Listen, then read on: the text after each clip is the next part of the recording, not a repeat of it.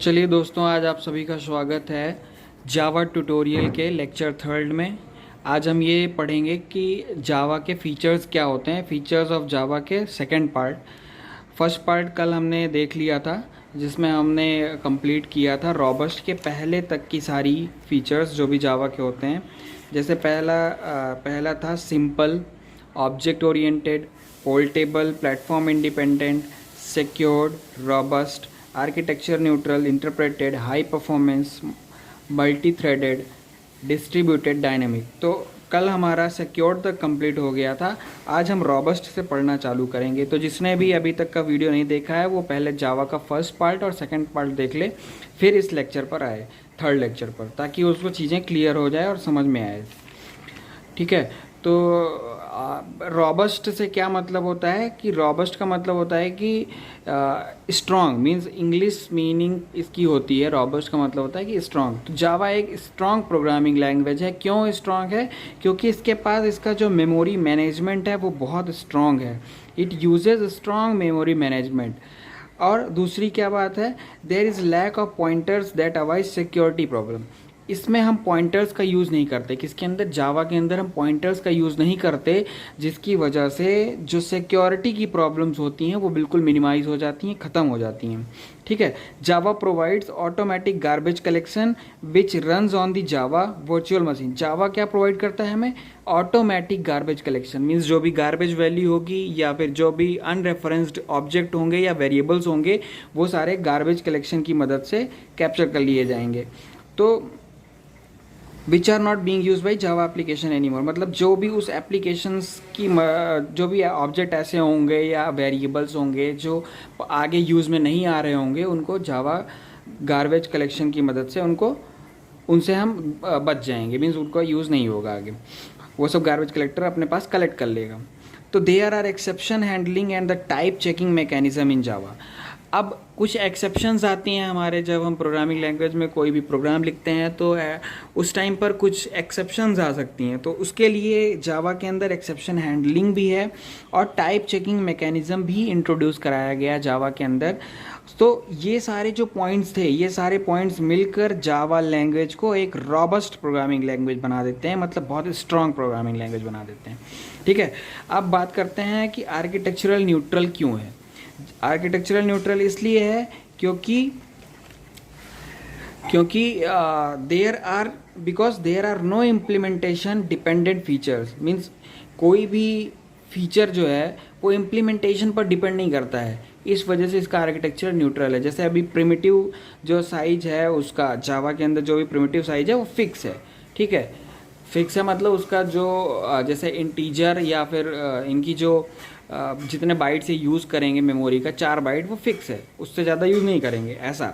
और पोर्टेबल, अब आते हैं पोर्टेबल पर। पोर्टेबल का मतलब होता है कि जावा के कोड, जावा प्रोग्रामिंग लैंग्वेज हमें ये फैसिलिटी प्रोवाइड करती है कि आप इसका कोड कहीं भी लिखो और इसको आप कहीं भी रन करवाओ, मतलब किसी भी प्लेटफॉर्म पर आप रन करवा सकते हो, क्योंकि ये जावा क्या करता है, बाइट कोड कैरी करता है। ठीक है। और byte code can be run on any platform, that's why it is portable.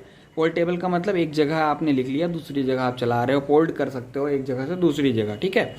तो वो पोर्टेबल होता है। हाई परफॉर्मेंस, हाई परफॉर्मेंस इसको इसलिए कहा जाता है क्योंकि जावा जो होती है ट्रेडिशनल इंटरप्रेटर से, मतलब कुछ इंटरप्रेटर्स ऐसे होते हैं ट्रेडिशनल जो हैं, उन सभी ट्रेडिशनल इंटरप्रेटर्स से इसकी स्पीड थोड़ा सा फास्ट है। ठीक है। क्योंकि ये डायरेक्टली बाइट कोड पर काम करता है और बाइट कोड नेटिव कोड के बिल्कुल नज़दीक है, इसलिए इसकी जो प्रोग्रामिंग है वो थोड़ा सा फास्टर रहती है। ठीक है। ट्रेडिशनल दो ये फास्टर है, बट स्टिल कंपाइलर से, जैसे C++ और C के कंपाइलर होते हैं, उनसे थोड़ा सा स्लो है, क्योंकि ये इंटरप्रेटर होता है ना कि कंपाइलर होता है। ठीक है। अब बात करते हैं डिस्ट्रीब्यूटेड। डिस्ट्रीब्यूटेड क्या है? Java is distributed because it facilitates users to create distributed applications in Java. Java distributed इसलिए कही जाती है क्योंकि ये एक फैसिलिटी प्रोवाइड करता है यूज़र्स को, जिसकी मदद से यूज़र क्या कर सकता है, कुछ एप्लीकेशंस डेवलप कर सकता है, जिस एप्लीकेशंस का यूज़ डिस्ट्रीब्यूटेड एप्लीकेशन को बनाने का यूज़ कर सकता है। मीन्स ये फैसिलिटी प्रोवाइड करता है कि यूज़र डिस्ट्रीब्यूटेड एप्लीकेशन बना सकता है जावा से। ठीक है। क्यों और वो किसकी मदद से होते हैं उसके बारे में जानेंगे। वो होता है remote method invocation RMI and EJB, ये मतलब ये दो कॉन्सेप्ट होते हैं जो कि जावा के अंदर इम्प्लीमेंट किए गए हैं। रिमोट मेथड इन्वोकेशन और enterprise Java bean are use for creating distributed, these two things are use to create distributed application. ठीक है, अब this feature of Java makes us able to access file by calling the method, मतलब जैसे तुमने कोई भी method अगर आपने लिख रखा है तो ये जो रिमोट मेथड इन्वोकेशन है इसका यूज़ करके हम उस मेथड को कॉल करवा सकते हैं। मीन्स ये दूर से ही हमें रिमोटली इसको इन्वोक करने का काम करेगा। ठीक है, तो by calling the methods from any machine, किसी भी मशीन से आप कर सकते हैं ऑन द इंटरनेट पर आप किसी भी मशीन से RMI और एंटरप्राइज जावा बीन का यूज़ करके डिस्ट्रीब्यूटेड एप्लीकेशंस को रन करवा सकते हैं। ठीक है, इसलिए इसको हम डिस्ट्रीब्यूटेड भी कहते हैं। और दूसरा आता है एक मल्टी थ्रेडेड क्या होता है? A thread is like a separate program. Thread एक तरीके का सेपरेट प्रोग्राम होता है, एग्जीक्यूटेड कंकरेंटली, मीन्स वो एग्जीक्यूट करता रहता है। We can write Java programs that deal with many task at once by defining multiple thread. अब हमने क्या किया, जैसे सपोज मेरा एक ये प्रोसेस चल रहा है, एक ये प्रोसेस चल रहा है, एक ये प्रोसेस चल रहा है, एक ये प्रोसेस चल रहा है, तो हम एक ही टाइम पर मान लो T1 टाइम पर हम कई सारे प्रोसेस को, प्रोसेस 1, प्रोसेस 2, प्रोसेस 3, प्रोसेस 4 सब को एक साथ एग्जीक्यूट करवा सकते हैं, इसलिए इसको मल्टी थ्रेड बोलते हैं। जैसे एक थ्रेड प्रोसेस की चल रही है, एक थ्रेड प्रोसेस की चल रही, एक थ्रेड है, तो चार थ्रेड हम, मतलब ऐसे मल्टीपल थ्रेड्स को अगर हम एक साथ एग्जीक्यूट करवा पाएँ सेम टाइम पर तो उसको मल्टी थ्रेडेड बोला जाता है। तो the main advantage of multi threading is that it does not occupy memory for each thread. मतलब सबसे बड़ा एडवांटेज जावा का ये है कि मल्टी थ्रेडिंग होने के बावजूद भी ये हर थ्रेड के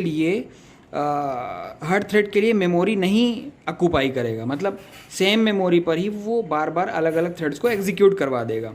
ठीक है, अब बात आती है डायनेमिक, जो हमारा लास्ट फीचर है डायनेमिक जावा का। तो ये इस फीचर में क्या होता है कि हम डायनेमिक इसलिए बोलते हैं क्योंकि जावा प्रोग्रामिंग लैंग्वेज क्या करता है, क्लासेस को डायनेमिकली इन्वोक कर लेता है। मतलब जब आपने अगर कोई फंक्शन यूज़ किया अपने प्रोग्राम के अंदर जो कि कोई एक क्लास यूज़ करता है, रन टाइम पर केवल यूज़ आता है, तो वो डायनामिकली उस क्लास को इन्वोक करवा लेगा और अपने प्रोग्राम के अंदर यूज़ कर लेगा। इसीलिए इसको हम बोलते हैं dynamic programming. Java is dynamic language, it suppose the dynamic loading of classes, means ये क्लास को डायनामिकली लोड कर लेगा, रन टाइम पर लोड कर लेगा, इसलिए इसको डायनामिक प्रोग्रामिंग लैंग्वेज बोलते हैं। It means classes are loaded on demand, जब आपकी डिमांड होगी प्रोग्राम की तब ये लोड करेगा, नहीं तो नहीं करेगा। ठीक है, तो डायनामिक का एक मेन फंडा है वो जो आप याद रखना, डायनामिक का मतलब होता है रन टाइम पर। ठीक है, कोई चीज़ रन टाइम पर होगी तो उसको हम बोलेंगे डायनामिक। ओके, तो ये जावा का फीचर्स था। अगर आप सभी को वीडियो पसंद आ रही हो और इन्फॉर्मेशन अच्छी लग रही हो तो वीडियो को लाइक कर लें और चैनल को सब्सक्राइब कर लें।